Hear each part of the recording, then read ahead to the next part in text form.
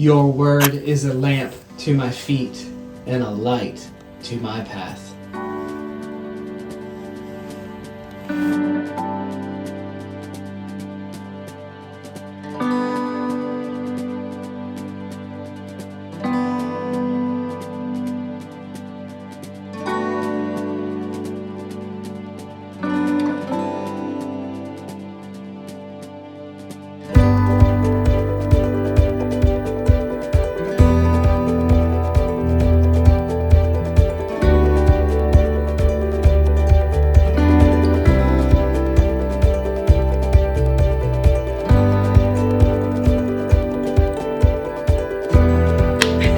Welcome to Squeaky Tree Homestead. Thanks for joining us today. Yes. We are a homestead channel that shares our life with you in hopes that you will learn a little bit along the way. And today is definitely a different style of video. Yes. We are going to be more teaching rather than running around and vlogging. Yes.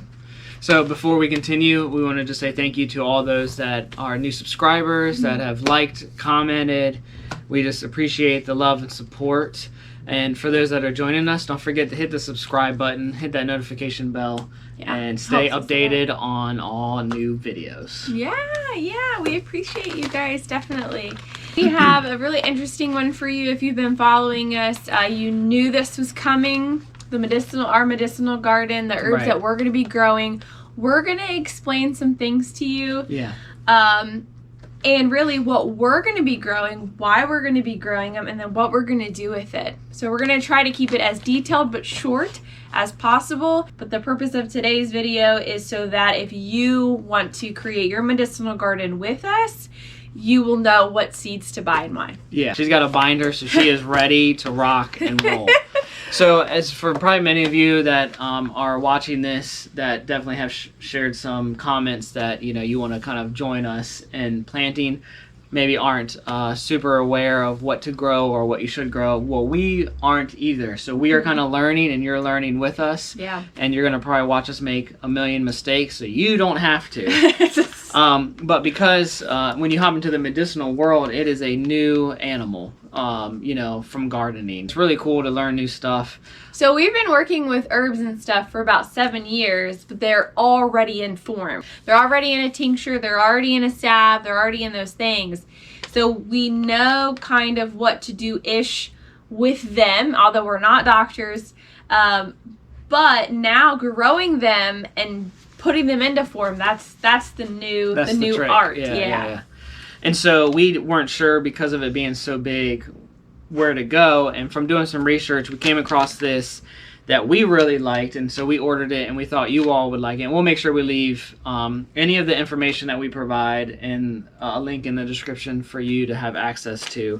But this is a Medicinal Garden Kit, and it is by Dr. Nicole. We're not going to even pronounce her last name, but what she did was she provided what she calls is the backyard pharmacy, so to speak.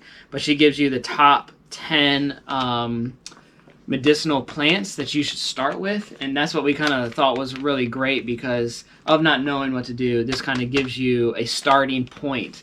And so this will really be applied for anybody that's starting, but also if you don't have a big area, then I would recommend maybe getting something like this, because this really covers kind of a big range of ailments and stuff like that, and it really has all. So we are going to be explaining this, but we're also adding to this. Yes. So yeah. So you want me to kind of go through each one, or what do you want me to do? Yeah. So what we're going to do? So I did a binder, and one of the things I think that people are so nervous about when I talk to them is they're like, "How safe is this? I don't want to hurt my family," and that's totally understandable. What you have to understand is we are not against pharmaceutical medicine. We're not against it. There are safe herbs with no side effects whatsoever. Now, there are herbs that do have side effects, and we'll get to that. But there is a huge list of herbs that don't have side effects at all. But also know that there are side effects for pharmaceutical drugs. I mean, any commercial you watch, it'll say, oh, this will take your blood pressure down, but you might die from it and have explosive diarrhea for 55 days. And, it's like, all, but seriously, it's all, right? there's all these lists of things and you're like, okay. Before we start listing the herbs, I want to explain a few things, because one of the things as we explain each one, we're going to say what we're going to do with it, but I want you to know the terms. So the first thing is you can make tea. I think majority of people probably know you can make how you make tea, right? Yeah. You add the hot water, you have the herbs and stuff. Yeah. And so we'll show you later on how exactly to do that. But that's one of the things you can do with after you harvest your medicinal, whatever that may be, from your garden. Right. You can create a tincture, which is a way of making medicine that extracts plant compounds into concentrated form. And so that would be something like this. Right, so you have it, right, and so you're gonna add something to it, like alcohol or something, to make it a medicine form. Then that you can apply to drinks, to the tongue, or there's different ways of taking it, but it would be like something internal. Right. Then there's something called herbal infused oil, and that would be something like this. Okay.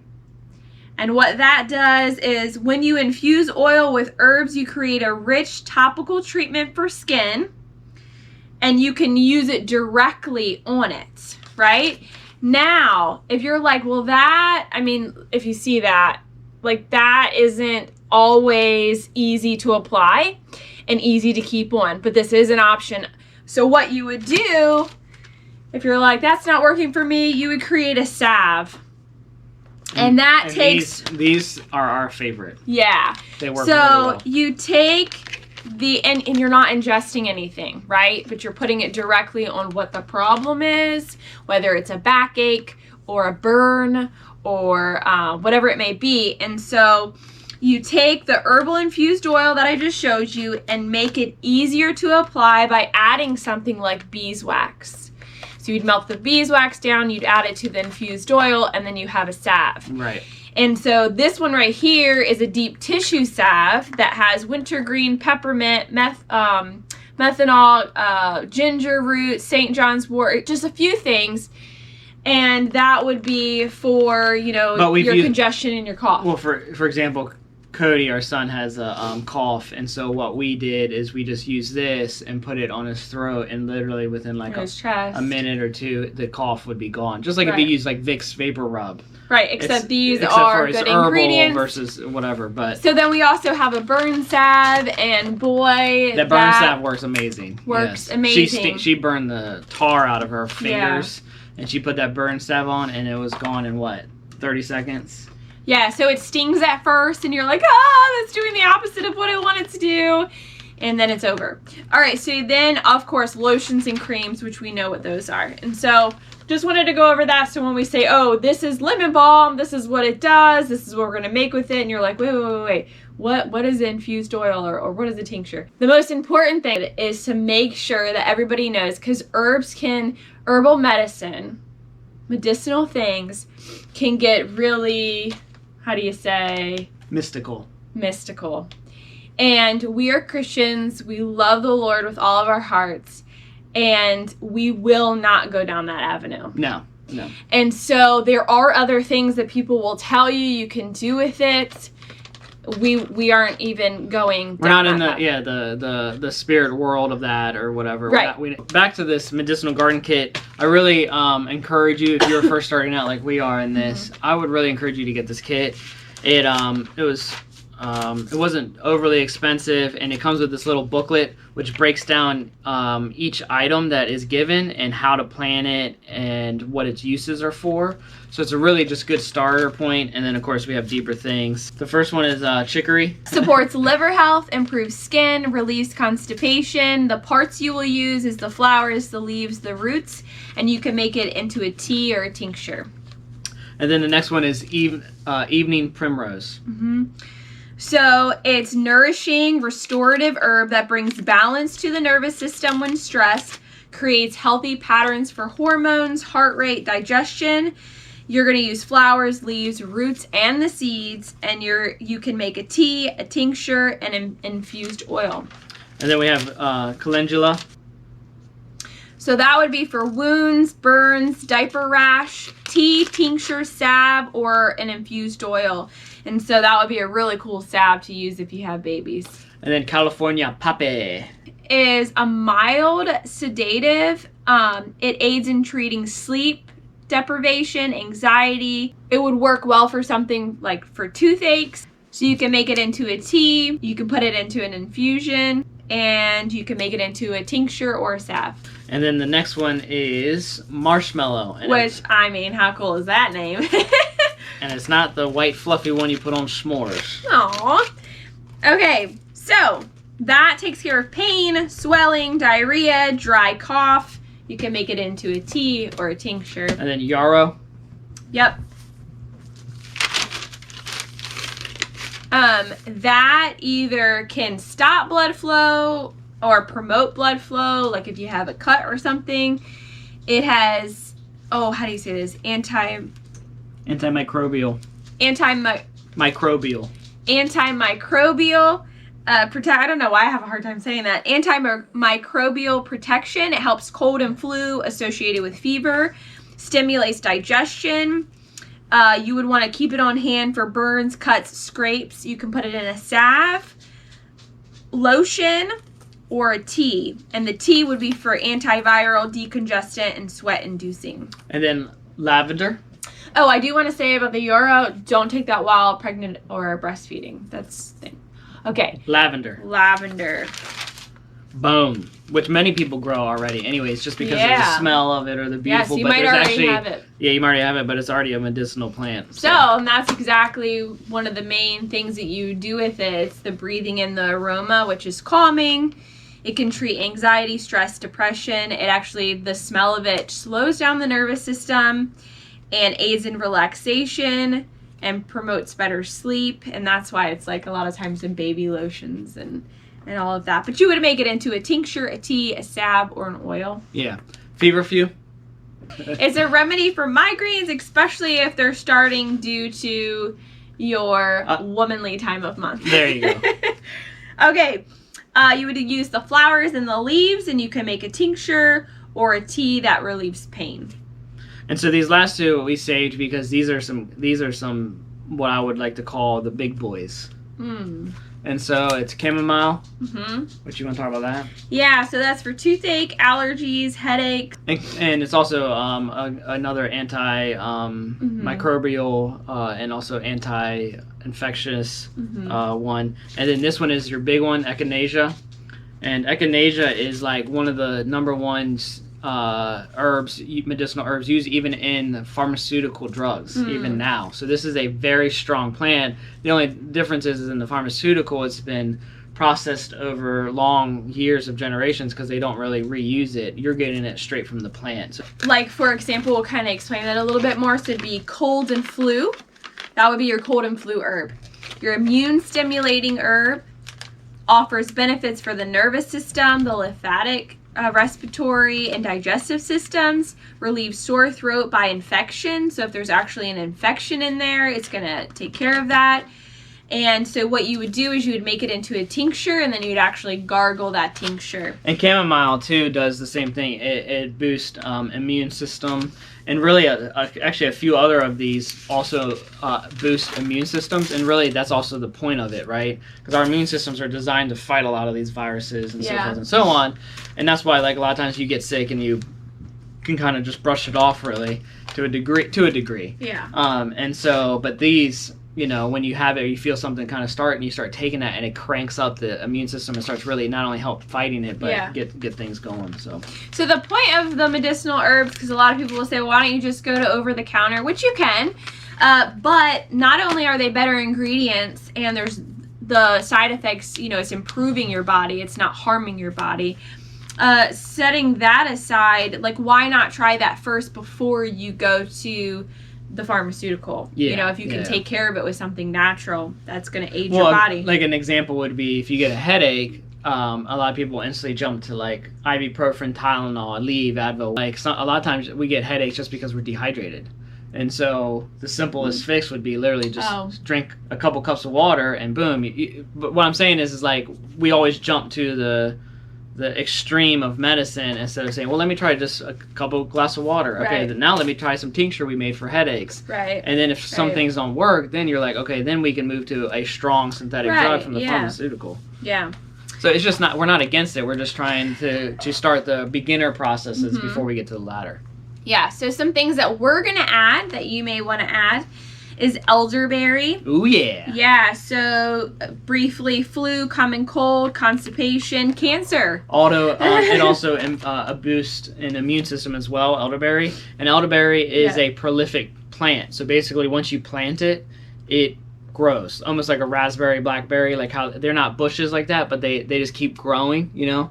And so wherever you plant elderberry, choose a spot where you just kind of want it to take over, and it will take over for you. So syrup, tea, juice, spearmint, we want to grow that. That's for nausea, sore throat, bloating, and you can do a tea or an infusion. Garlic, for ear infections, you know, you want mullein and garlic. And so the garlic is for common cold, coughs, infections like your ear, and you do an oil or an infusion for that. Stinging nettle. It sounds like super crazy. The plant itself is kind of like spiky stingy, but not once you actually cook it down and do what you need to. But you would cook it, you'd put it in a tea. That's for joint pain, hay fever, bleeding, eczema or eczema, however you guys may pronounce it. Lemon balm.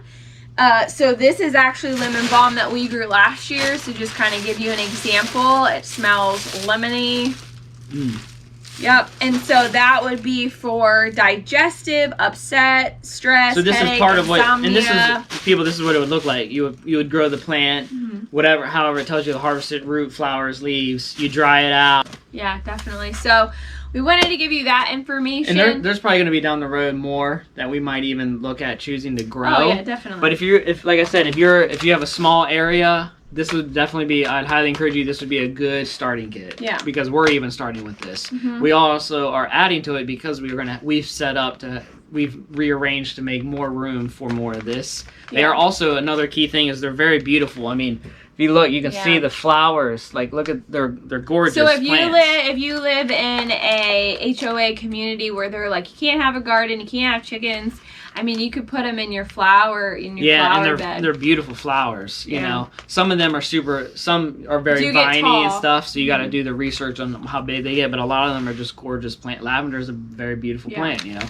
and they attract butterflies and the beneficial insects. And stuff. So there are more that we're going to be growing, like he's saying, but in our next video, we're going to be talking about herbs that you might already have in your yard, no matter how small or big it is, because a lot of things growing just around that you've seen, a lot of times the things we're trying to kill out of our yard, those are have a lot of medicinal value. And so, or you might already have flowers like roses, black-eyed Susans, sunflowers. Some of those things might already be in your flower beds and they have medicinal value. And so stay tuned for that. But even like dandelions, who doesn't have a dandelion in their yard? Right. So all of that is to come in our next video.